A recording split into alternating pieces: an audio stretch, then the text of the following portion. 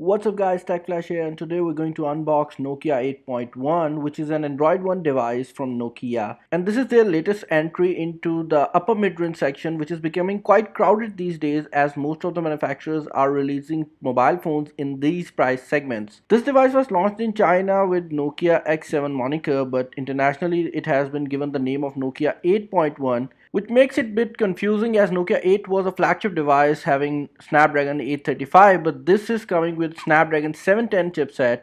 And opening the box, the first thing you can see are the features. You get a pure view display with 6.8 inches of the screen, and it is a full HD plus display. You get back cameras, dual back cameras, 12 megapixel and 13 megapixels with Carl Zeiss optics, so you can expect some good imaging from this camera. Also, you are getting advanced AI imaging. We will see about that. Fast charging is also present on this device with a 3500 mAh battery, so you can expect 1 day of battery life without any issues. Opening up the box, the first thing you will see is the device, and this device has a very unique color. It comes in a silver color and the edges are made of copper color, which is quite a unique combination, and I haven't seen this combination in any other device. And it also gives us quite premium look as the back is made up of glass and the whole body is made up of aluminium. And now this is aluminium 8000, so it is quite strong. We will turn on the device, and while it starts we will look inside the box to see what we'll get in form of accessories. There is a SIM ejector tool, there's some paperwork, and in the name of accessories you get this box which I will open, and these are the content of the box. You will get a plain looking hands-free, which is different from what we get in cheap Nokia devices, so that is good, but it is nowhere comparable to what other manufacturers are offering at this price tag. You also get a micro USB cable, which means that this device is going to charge using a USB-C cable, so that is good. You also get a fast charger in the box. Now this is an 18-watt charger, so it is not that fast, but at least it's better than the normal 10-watt chargers you get with other devices. Now I will have to set up this device, and as you can clearly see that this device comes with Android 9, which is the latest version of Android. This device also has Android One support, which means you are going to get the updates quite fast, and these Android One devices are the second devices to get Android updates, because the first ones are the Google Pixel devices, so you can expect some pretty fast updates on these devices.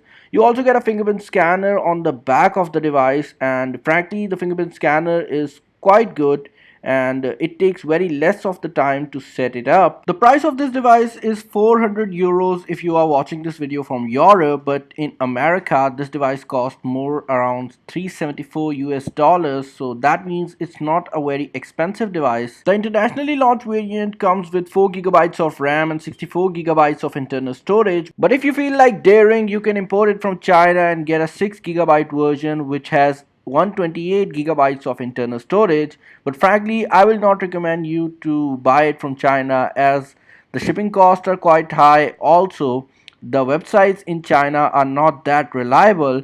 Now the device has turned on, but we will look at the body. You get dual cameras on the back, a fingerprint scanner, dual LED flash. The overall look and feel of the device is quite premium, but the power key feels quite mushy, which I was not expecting from Nokia. Now, the buttons on the volume rockers are quite good, but the power key feels mushy. Overall, the body looks quite good. The fingerprint scanner is fast. You get the beautiful camera setup, which I will check out in my full review. You are also getting a USB-C port along with the microphone and speaker holes, which you can clearly see. You are also getting a headphone jack up top, and there is also a noise cancelling microphone. The display on this device is always on, but it is not an OLED display, so always on means you are using your LCD panel, which gives me quite some doubts about the battery life, as LCDs are not that efficient when it comes to blacks, because essentially the whole screen lights up.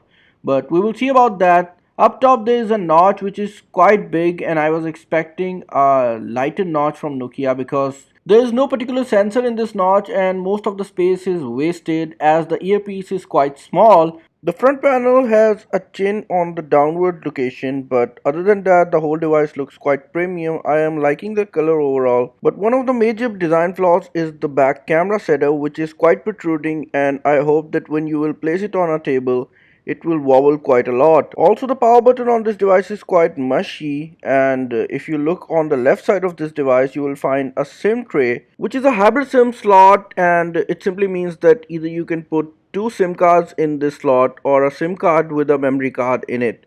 But I think most of the people will be using one SIM card and an expandable storage card because this device only comes with 64 gigabytes of internal storage.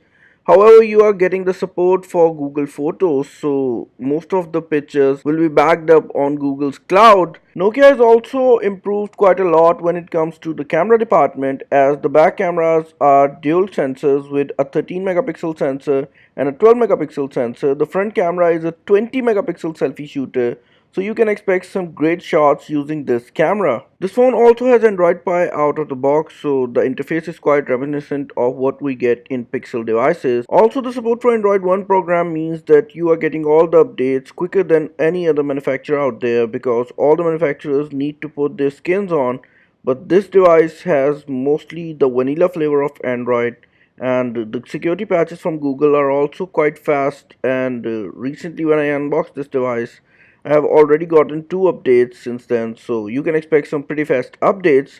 So do let me know what are your thoughts on this device. I think that this is very premium phone, which is not that expensive. However, the name is quite confusing, as I believe that Nokia 8 series was limited to the flagship devices, but this device is more like a higher end mid-ranger. So do let me know your thoughts, and this is Tech Flash going out. See you in the next video.